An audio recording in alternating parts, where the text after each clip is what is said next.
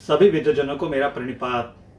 मैं अजीत कुमार मिश्रा आप सभी का शुद्ध सनातन में स्वागत करता हूँ। विद्वजनों, हमारे सनातन धर्म में कुछ विवाह ऐसे हैं जो हमारे परंपराओं में आज भी, हमारे लोकगीतों में आज भी गाए जाते हैं। उन पे बहुत सारे शास्त्रों की रचना की गई, संस्कृत काव्यों की रचना की गई। उसमें सबसे प्रमुख है भगवान शिव और माता पार्वती का विवाह, और एक है श्री राम और माता जानकी का विवाह। आज भी लोकगीतों में कहीं भी विवाह होता है तो इन दो विवाहों से जुड़ी कथाएं लोकगीतों में बार बार आती हैं।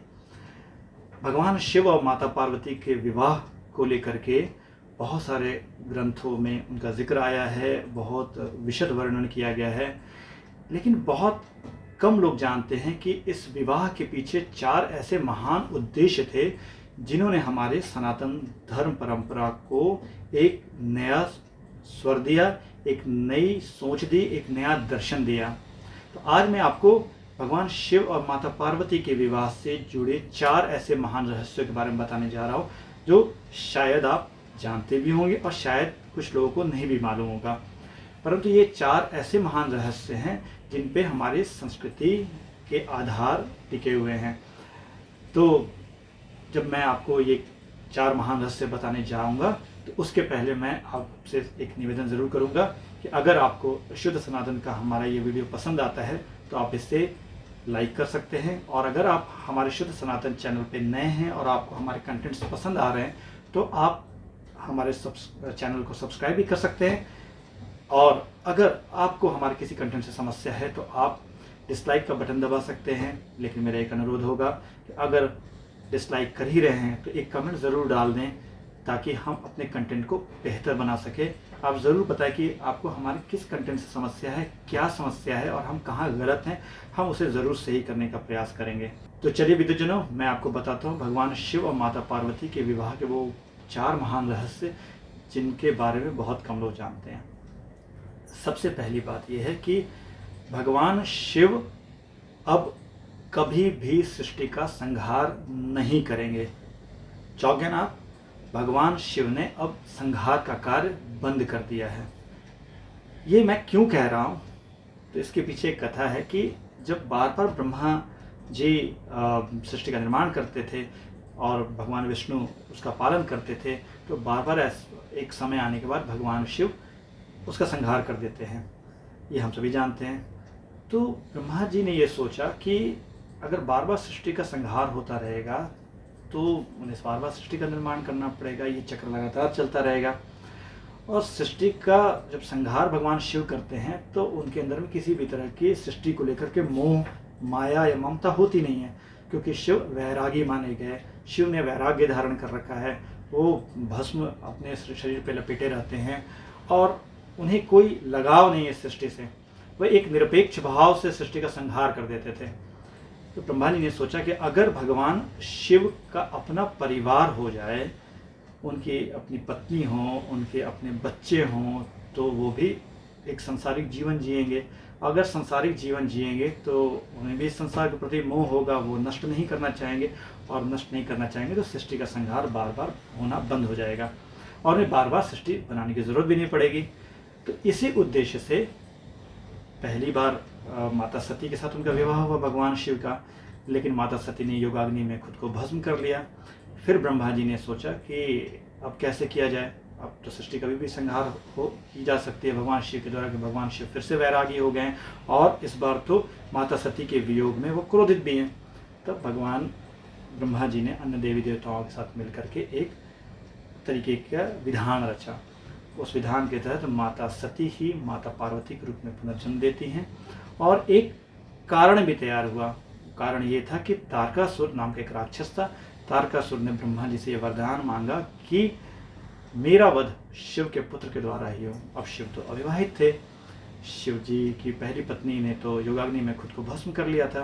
तो अब दो बातें ज़रूरी थी, एक तो तारकासुर का वध ज़रूरी था क्योंकि उसने तीनों लोगों को जीत लिया था, इस वजह से भी भगवान शिव को विवाह करना था, और दूसरे जो ब्रह्मा जी की परोक्ष इच्छा थी कि भगवान शिव का अपना परिवार हो, सांसारिक हो जाए, वो भी था।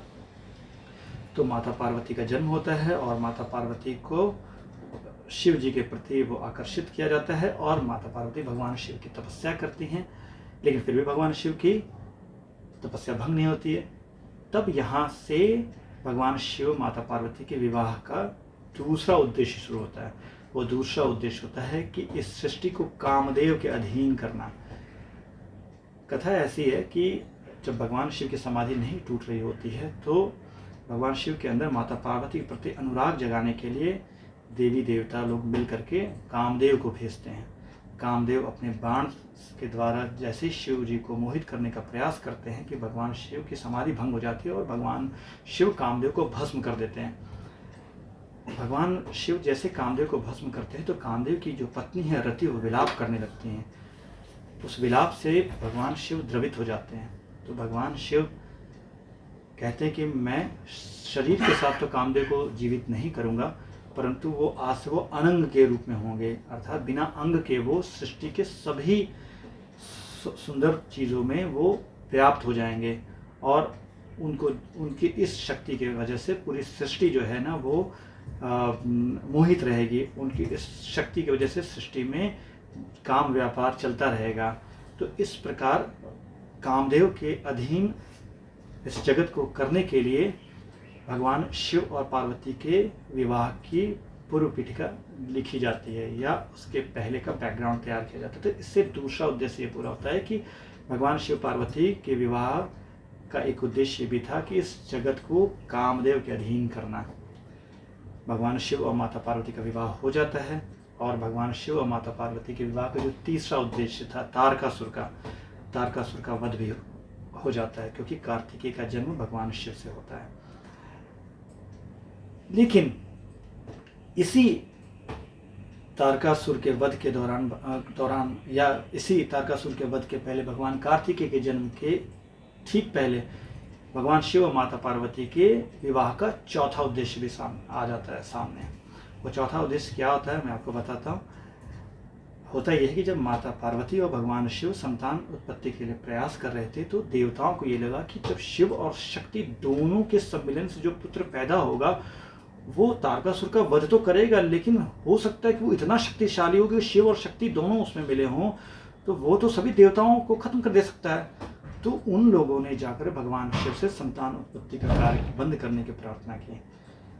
भगवान शिव के तेज से हालांकि कार्तिकेय का जन्म होता है, लेकिन माता पार्वती विक्षुब्ध हो जाती हैं और वो सभी देवताओं को शाप देती है कि जिस प्रकार तुम लोगों ने हमारे संतान उत्पत्ति के कार्य में विघ्न डाल करके मेरे को माँ बनने से वंचित कर दिया, उसी प्रकार आज से तुम लोग भी सभी देवी देवता कोई भी संतान उत्पत्ति करने में असमर्थ रहोगे।